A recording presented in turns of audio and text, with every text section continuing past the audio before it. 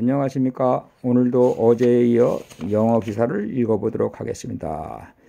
오늘의 제목은 Let's Wisdom Guide Our Feet, 즉 우리의 삶을 지혜롭게 이끌자라는 글입니다. 이 글 역시 제가 과거에 코리아타임스에 기고했던 글입니다. 그럼 본문을 읽어 내려가도록 하겠습니다. We tend to think of science as absolute, and it seems that the practical application of scientific knowledge has enabled human beings to master his or her environment. 우리는 과학을 절대적이라고 생각하는 경향이 있으며 과학 지식의 실제적인 적용은 이제 인류가 자신의 환경을 지배할 수 있게 된 것 같다. Nevertheless, especially in these modern days, there are questions that science not only cannot answer but also does know how to ask.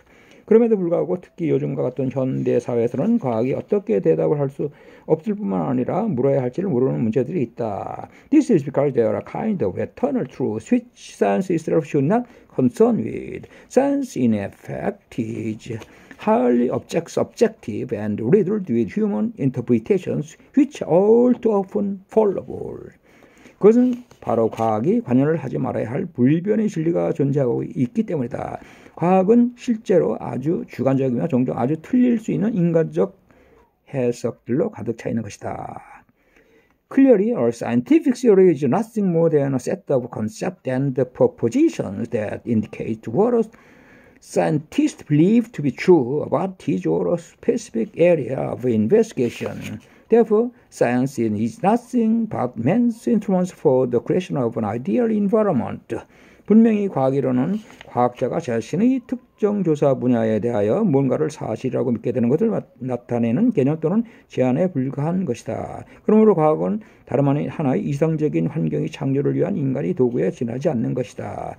At the same time, science itself is not only morally neutral but also indifferent to the failure of the end for which every artifice is used. It is therefore totally unable to give any moral direction. 동시에 과학 그 자체는 도덕적으로 중립이지 못할 뿐만 아니라 결과의 가치에 무관심한데 그것을 위해서 모든 술책이 사용된다. 따라서 과학은 그 어떤 윤리감을 가진 방향을 전혀 제시하지 못하고 있는 것이다. Scientific technique has finally ended up cloning animals using genetic engineering, something that threatened even basic human dignity. Who would have dreamed that things would come to this? 현재의 과학기술은 마침내 유전공학을 이용하여 복제 동물을 만드는 데 이르렀는데 그것은 인간의 존엄성마저 위협하고 있는 것이다. 과거에 그 누가 이 지경에까지 이를 것이라고 꿈을 꾸어봤겠는가. In the not too distant past, we weren't ready for that was going to happen. Accordingly, we must admit that modern science needs guidance from other sources. 얼마 전만 하더라도 그것은 상상도 못했던 일이었다. 따라서 우리는 이제 현대과학은 그 어떤 다른 원천으로부터의 지침이 필요하다는 것을 인정해야만 할 것이다. In fact, scientific analyses are not always foolproof. Scientific methods are sometimes applied prematurely, leading to incorrect results. 사실 과학적 분석이 언제나 확실한 것은 아니다. 과학적 방법론은 때때로 성급하게 적용되어 부정확한 결과를 이끌어냈다.